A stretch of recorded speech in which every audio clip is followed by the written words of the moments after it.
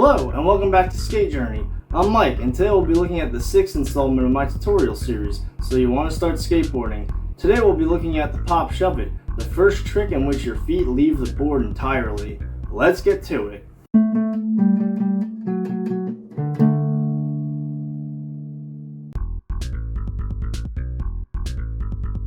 Foot positioning.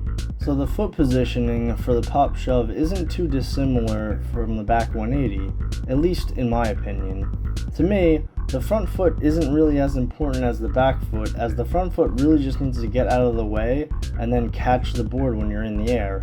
It's mostly about the back foot. So your front foot can really be anywhere. I usually have mine kind of like that. And the back foot is pretty much exactly the same as the backside 180, hanging off the tail. The pop. So the pop for the pop shove is a little bit different than the other three tricks that I've shown before. For this, you're going to want to pop like a normal ollie, except your front foot is going to leave the board and your back foot is going to shove the board and make it rotate 180 degrees. The motion that you want to do is kind of this.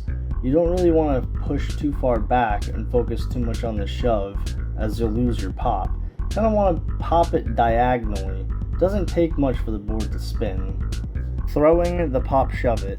So when it comes down to it, pretty much any trick where the board leaves your feet you can throw. To throw the pop shove it, you kind of just shove the board, pop it, but also step off with your back foot.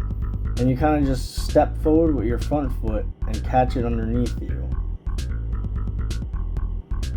Keep practicing this until eventually you'll be able to commit to the trick completely. Here's what it looks like from a different perspective. Crouch, pop and shove, catch with the front foot.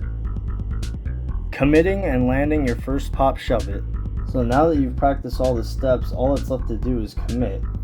All you gotta do is really do everything you've already done, except this time jump with your back foot as well. You should catch the board with your front foot if done correctly. Here's what it looks like from a first person perspective. Crouch, pop and shove, catch with the front foot, and land. It can be kind of intimidating with the board leaving your feet for a second, but I assure you it's really simple. Pop shove it's while moving. I think that doing this trick while moving is a lot easier than doing it stationary. It has something to do with how the tail slides across the ground. When you're moving, it seems to slide a lot easier.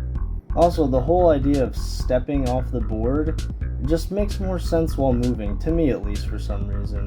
I know a few people that actually like to put their board on the grass and practice flip tricks, but personally, I think I'd rather just do it on concrete or on pavement. Here's what mobile pop shoves look like from a different angle. The same rules apply as they do to stationary pop shoves. You crouch, shove that back foot, jump, and you catch with your front foot. So that's a nice trick. And as always, once you feel comfortable doing pop shove-its while moving, don't forget to do it over a small object or maybe chalk on the ground for practice. So smooth. So unfortunately, the pop shove it is yet another trick that I don't feel comfortable doing up objects. I blame weight gain and lack of practice, but here's some proof that I used to be able to do it over objects entirely.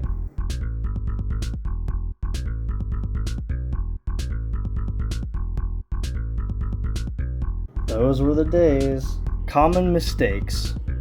So the first common mistake is simply just not committing to the trick.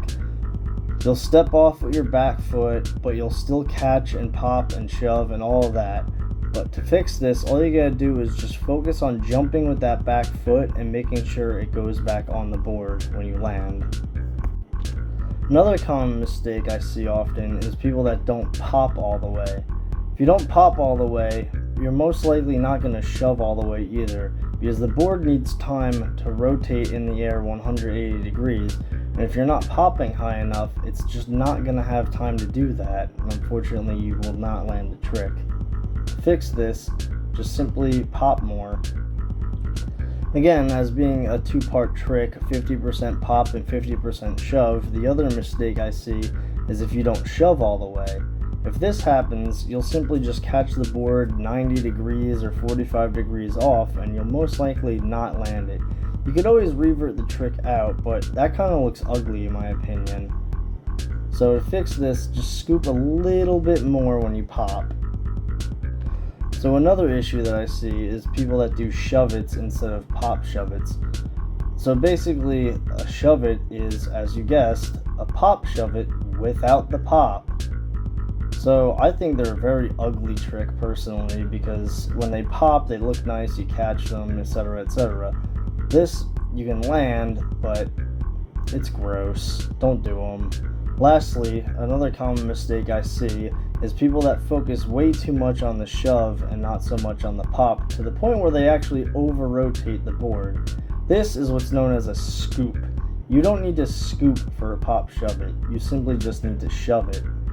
Scoops are reserved for harder tricks like tray flips and impossibles. We'll get into those eventually.